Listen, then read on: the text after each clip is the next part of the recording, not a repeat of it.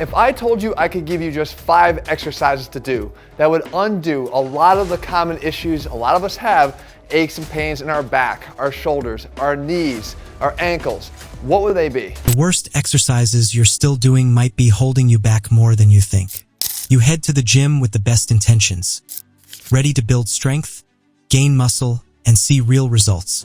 But what if some of the most common exercises everyone does are actually slowing your progress or even increasing your risk of injury? According to Jeff Cavaliere, a renowned American physical therapist and strength coach with decades of experience training professional athletes, many popular exercises are more harmful than helpful. Today, we'll uncover 5 overrated exercises you should stop doing immediately and show you smarter, safer alternatives that will help you build muscle, gain strength, and achieve your fitness goals faster. Let's dive in. Exercise number 1, the Bosu ball. First up is the Bosu ball. You've seen it at every gym. It looks like half of an exercise ball sitting on a platform. People use it for squats, lunges, push-ups, and pretty much everything else. The problem is, when you exercise on an unstable surface like the Bosu ball, your body goes into protective mode. It senses the instability and automatically reduces the activation of your most powerful muscle fibers. What to do instead? Take whatever exercise you were doing on the Bosu ball and do it on solid ground.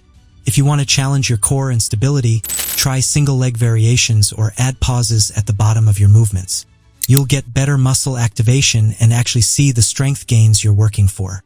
Exercise number 2, kettlebell swings. Don't get me wrong, kettlebells are fantastic tools. But the kettlebell swing itself is one of the most misunderstood exercises out there. Here's the issue. When you're doing kettlebell swings, what muscle actually gets tired first? Most people can't answer that question because the exercise doesn't really target any specific muscle group effectively. You can swing a kettlebell for minutes without feeling that muscle-building fatigue in your glutes, hamstrings, or back. Instead, you just get out of breath. That makes kettlebell swings terrible for building strength and muscle. Plus, most of the force in a swing moves horizontally, while real-world strength and sports movements require vertical force production. What to do instead? If you want to build powerful glutes and hamstrings, try deficit deadlifts, power cleans, or Romanian deadlifts. These exercises actually challenge your muscles in the strength-building rep ranges and force production patterns that transfer to real strength. Save kettlebell swings for overall general cardiovascular fitness, but don't expect them to build the muscle and strength you're after. Exercise number 3, heavy carries. Let's talk about heavy carries. Here's what most people don't realize. Heavy carries do build muscle, especially in your traps and upper back, but they come with a massive cost that isn't worth it for most people. They drain your energy like almost no other exercise.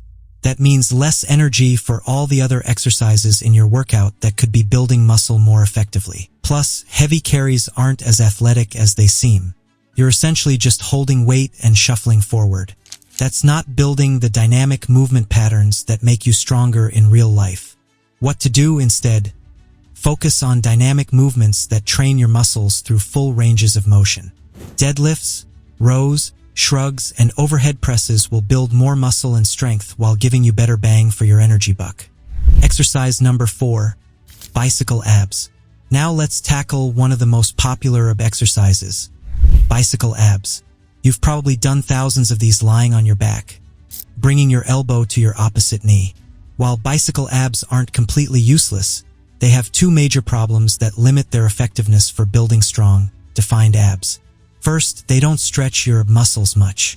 And muscle growth happens best when you can stretch the muscle and then contract it through a full range of motion.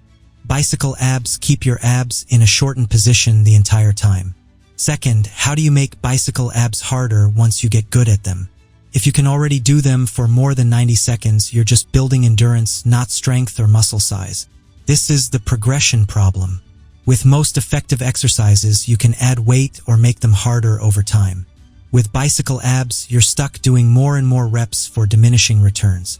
What to do instead? Try exercises that give your abs a deep stretch and allow you to add resistance. Decline weighted sit-ups are excellent because you can hold a weight plate and really stretch your abs at the bottom. These alternatives let you progressively overload your abs and build real strength, not just endless endurance. Exercise number 5, Turkish Get-Up. Our final exercise is the Turkish Get-Up. This complex movement involves lying down with a weight overhead, then standing up while keeping that weight perfectly vertical throughout the entire motion. Here's the problem with Turkish Get-Ups. Nobody really knows what they're supposed to train. Even movement experts struggle to explain exactly what muscle groups or movement patterns benefit most from this exercise. The Turkish Get-Up seems to test a little bit of everything, some shoulder stability, some leg strength, some coordination, but it doesn't train any of these things particularly well. It's like trying to improve your cooking by doing a little bit of chopping, a little bit of seasoning, and a little bit of plating all at once instead of mastering each skill separately. What to do instead? Focus on exercises that target specific movement patterns and muscle groups more effectively. For leg strength and power, nothing beats deep squats and deadlifts. For overhead strength and shoulder stability, overhead presses and their variations will give you much better results. The Turkish Get-Up might look impressive and feel challenging, but that doesn't mean it's building the strength and muscle you're after. Sometimes the most complicated exercise isn't the most effective one. Look, all of these exercises have their place in certain situations. The key is understanding when and why to use them.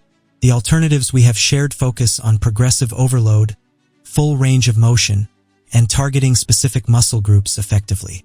These are the principles that drive real results. Don't fall into the trap of doing exercises just because they're popular or look cool. Choose movements that align with your goals and give you the best bang for your buck. That's how you build the strength, muscle, and physique you're working toward.